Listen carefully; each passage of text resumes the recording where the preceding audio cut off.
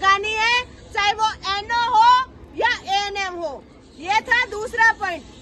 तीसरा पॉइंट ये था कि बाहरी राज्यों से जो जीएनएम और एएनएम करके आए हैं उन लोगों को होल्ड पे रखा गया।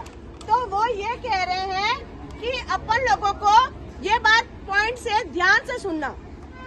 एग्जाम्पल के तौर पे मैं मेरा उदाहरण दे रही हूँ। जैसे कि सपोज दैट मैंने पंजाब से नर्सिंग की है और आरएनसी हमको यहाँ से मिल गई।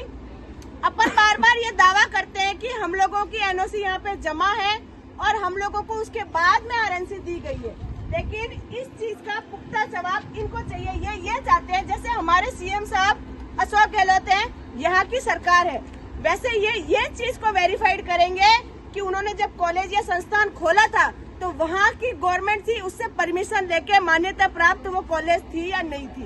इस चीज की समस्याओं का निवारण होगा। ठीक है। दूसरी बात, उसमें जो होल्ड रखे गए हैं सिर्फ एक आरएनसी की वजह से नहीं रखा गया है, इन्होंने वेरीफाई किया था। जैसे सपोज दैट मैं नीतू चौधरी डॉटर ऑफ गोपाराम, वहाँ पे ये चीज बताई जा रही है कि मैंने तो शो कर दिया आरएनसी में नीतू चौधरी डॉटर ऑफ गोपाराम, लेकिन यहाँ पे पप्पा राम बता रहा है। समझ रहे हो मेरी बात को? इसलिए इन लोगों को होल्ड पे रखा गया, चाहे एएनएम हो चाहे जीएनएम हो। ठीक है। तीसरी बात, इन लोगों ने ये बोला है कि जो विकलांगता वाले रिजल्ट हैं वो अभी तक आए नहीं है, जैसे ही आएंगे उन समस्याओं का निवारण कर दिया जाएगा। सबसे मेन और जिस चीज का आप वेट कर रहे हो, अंतिम चयन सूची।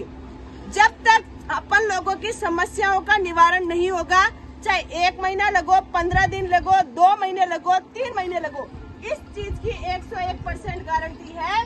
जब तक अपनी समस्याओं का निवारण नहीं होगा, अंतिम चयन सूची जारी नहीं होगी। समझ में आ रही है? एक और सबसे इम्पोर्टेंट बात जो आप लोग सोच रहे हो, ये एग्जाम्पल दिया था मैंने सर से ये क्वेश्चन किया था कि सर आपने डेलीगेशन के लिए हम 6 जनों को बुलाया है एग्जाम्पल के लिए, और सरकार ने 6 ही सीटें ली है।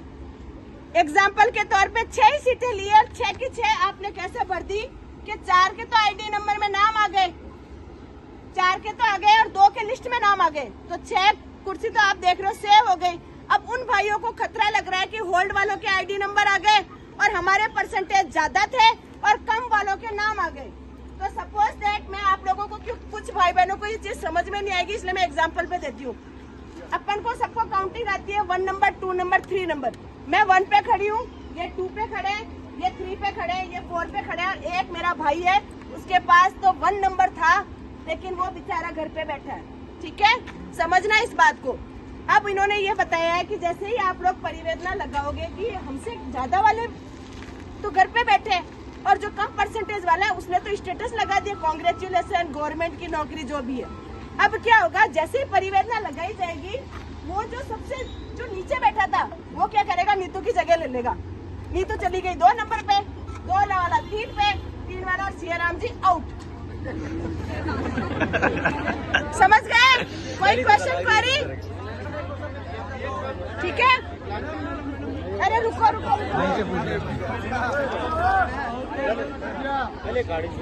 ठीक है। एक राजस्थान वालों क्या हुआ मैम?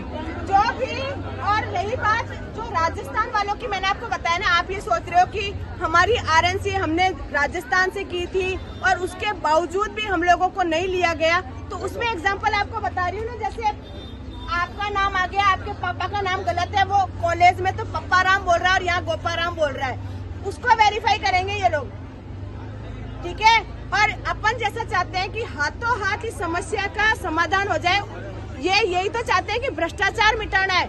और इन्होंने ये भी चीज कही है, जैसे अपन कहते हैं कि हमारे क्लासमेट थे, वो सेम कॉलेज से थे, उनकी ज्वाइनिंग हो गई और हम लोग रह गए। ये सारी समस्याएं सबका समाधान होगा, उसके बाद ही अंतिम चयन सूची जारी होगी। होल्ड वाले तो सीटों पे बैठे हो ना सिस्टर, अभी तो समझा इस चीज को।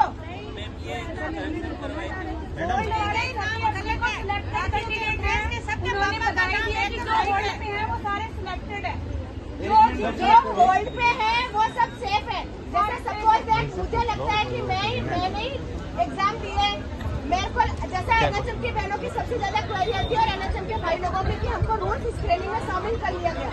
यही क्वेश्चन पूछना चाहते हो, आप लोगों की बातों से लग रहा है। यही क्वेश्चन मेरा था सर से। सर ने ये कहा कि आप लोग सही हो, आप ये सोचो ना जैसे मंजू अभी आप अपनी जगह पे बैठे हो तो आपको आपकी मिलेगी और मेरी छुट्टी जारी होगी। मैडम अरे मैडम जी, मुझे एक निवेदन है। आपने क्या है कि वंचित है, तो आपने पूछा कि उन्होंने बोला आपसे तो उन्होंने बोला है कि आप परिवेदना लगाओ, परिवेदन लगाएंगे। तो परिवेदन क्या लगाएं, क्या डॉक्यूमेंट लगाएं, या सारे लगाएं? सुनो, जो भी समस्या है ना अरे सुनो, आपके जो भी समस्या है ना, सिर्फ वो मेन टॉपिक लिखना है परिवेदना में, और फालतू बस और कुछ नहीं लिखना।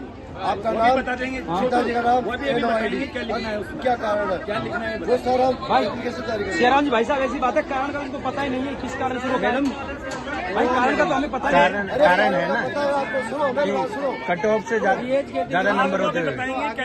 आपका लिस्ट में नाम है वही ना, ये है ना, उसका कारण ये कि इस कैटेगरी की कट ऑफ इतनी गई है और मेरा परसेंटेज ज्यादा है, बस वो लिखना है और कुछ नहीं लिखना, वही मेन कारण है। यही लिखना और कुछ नहीं।